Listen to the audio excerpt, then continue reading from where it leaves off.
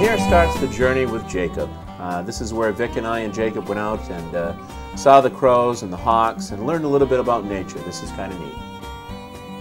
Hey look, Dad, you can see where the deer have browsed this winter. That's right, you can see that. That's the favorite browse in the wintertime. I hear Vic there on the edge of the field calling the crows. There's woodpecker holes. That's right. Wow, that's a beautiful. What type of tree? Looks like that's an old mature hemlock. Yeah. It's like lightning might have taken the top off.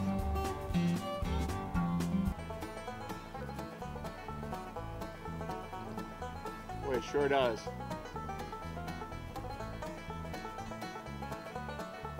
Haven't seen one of those this spring. All great info.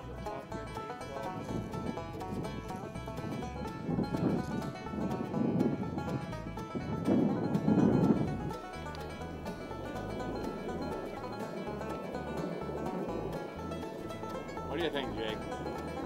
Catching any?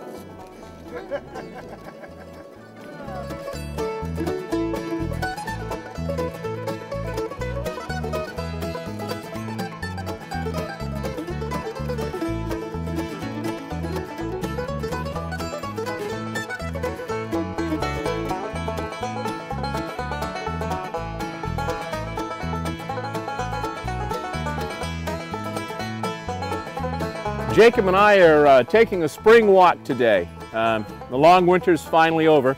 We wanted to do a little bit of scouting. We noticed there were a lot of deer in this field last fall, and Jacob spotted this. He's got some good observation eyes. There's a major trail that goes along the edge of the field here and goes out here. There's some green grass sprouts coming up, and the deer have been feeding on those pretty heavy. And Jacob spotted this big set of buck tracks here, and he also spotted a scrape up here. Let's go take a look at that, Jake.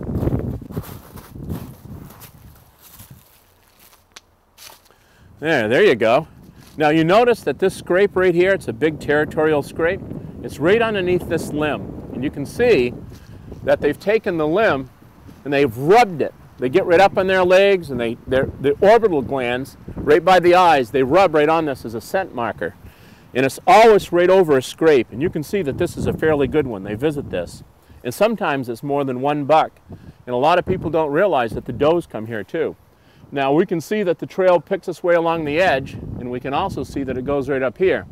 So Jacob and I had the great idea that we're going to go out looking for some sheds. Maybe the mice have got to him, Jacob, if we found him, because they like to nibble on the calcium in the antlers. But it's a beautiful spring day, and it's a great way to enjoy the Great North Woods. It's a little bit before fishing season, so this is a good way to pass our time. We might even try and call some crows in today with Vic from Top Gun Game Calls, and see if we can have some excitement that way. But let's explore and see what we can find for more deer sign and perhaps find a shed, okay? Okay.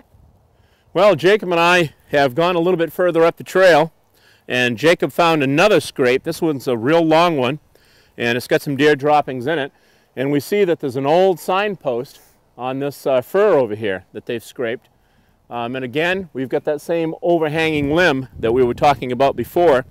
We actually even have a deer track in here. So we know we're on the right way. We're going right up through the woods here. This is a cut-over ridge that's grown up with beech, popple, and pine. And we'll see if we can't be successful in finding our deer antlers today. Well, hello viewers. As you can see, Vic has panned this area right here, and they've selectively cut this particular area, and it's grown up in beech.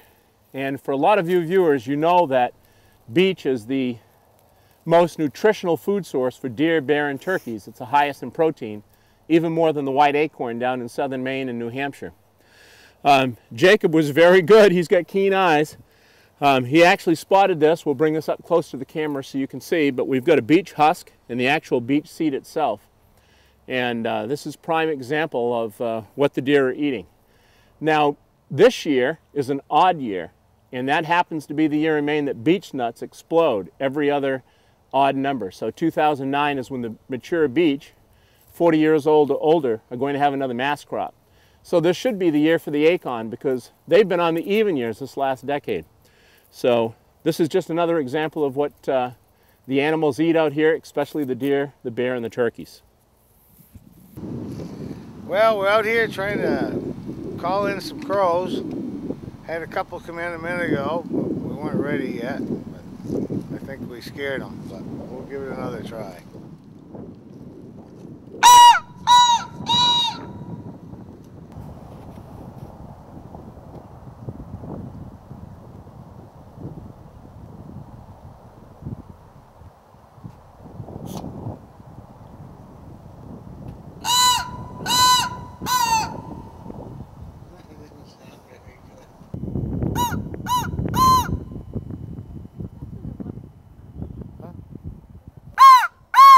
Well, folks, Vic's doing his crow call here, and we've called some crows, but we've also attracted some hawks, and they've been circling in the distance.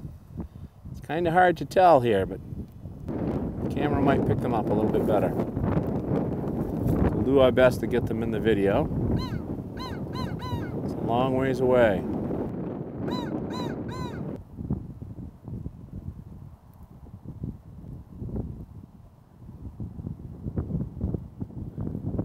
Now these hawks have actually been attracted to Vic crow calling. I don't know if they feel it's an infringement on them or not, but it's an interesting scenario that's developed this afternoon.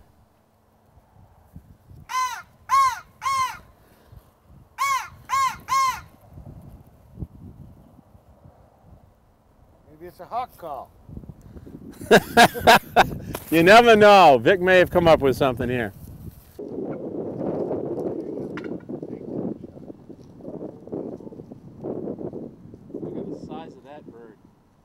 See why they call birds of prey. Look at the wingspan. There's one over the top of them coming down.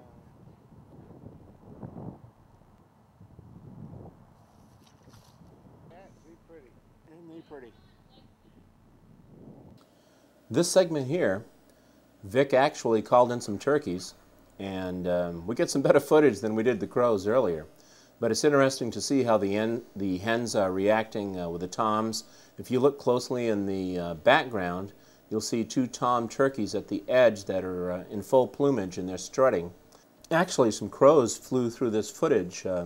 Crows and turkeys don't like each other, and I think they reacted to hearing the turkeys gobbling and with Vic calling to them. So it's kind of a neat way to end the day with Jacob and our nature walk.